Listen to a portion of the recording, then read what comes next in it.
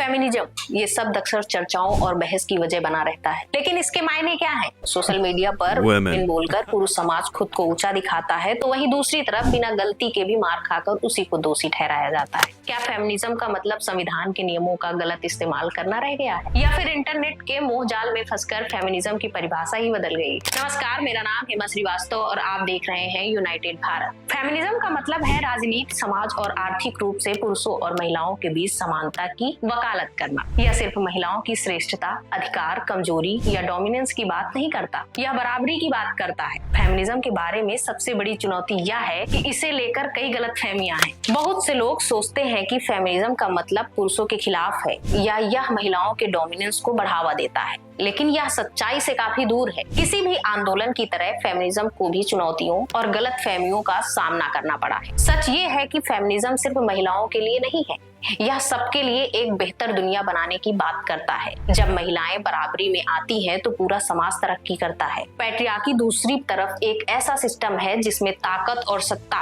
मुख्यतः पुरुषों के पास होती है और इसका खामियाजा अक्सर महिलाओं को उठाना पड़ता है। लेकिन यह सिर्फ महिलाओं को ही नहीं बल्कि पुरुषों को भी नुकसान पहुंचाती है।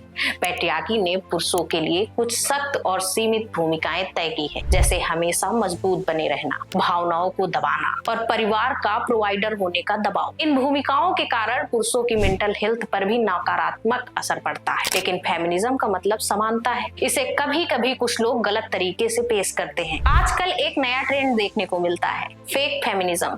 फेक फेमिनिज्म का मकसद ना समानता है ना समाधान, बल्कि इसे पर्सनल एडवांटेज के लिए इस्तेमाल किया जाता है। कुछ लोग फेमिनिज्म का इस्तेमाल अपने निजी फायदे या सहानुभूति बटोरने के लिए करते हैं। ऐसे बहुत से एग्जाम्पल हैं जब बिना किसी ठोस वजह के महिलाओं ने पुरुषों को कटघरे में खड़ा किया है और सोशल मीडिया पर उसे फेमिनिज्म का रंग दिया गया है। असल में यह गलतफहमी न केवल पुरुषों के लिए हानिकारक है बल्कि उन महिलाओं के लिए भी जो वास्तविक समस्याओं का सामना कर रही है। कई बार यह फेक फेमिनिज्म लोगों को विक्टिम कार्ड खेलने का मौका देता है, जहां हर समस्या का दोष दूसरों पर डाल दिया जाता है, भले ही उसमें उनकी कोई गलती ना हो। आज लड़ाई सिर्फ समानता की नहीं बल्कि एक दूसरे से ऊंचा दिखने की हो गई है। कौन सही, कौन गलत, कौन बड़ा, कौन छोटा, इन सवालों के बीच फेमिनिज्म का असली उद्देश्य कहीं खोता जा रहा। आज फेमिनिज्म एक ट्रेंडी सोशल मीडिया कंटेंट बन गया है, जहां लाइक्स और शेयर्स इक्वालिटी से ज्यादा इंपॉर्टेंट है। जब एक वीडियो में कोई लड़की रिक्शा चलाती या रोड साइड दुकान चलाती दिखती है तो लोग उसकी तारीफ करते हैं, उसे मजबूत और साहसी कहते हैं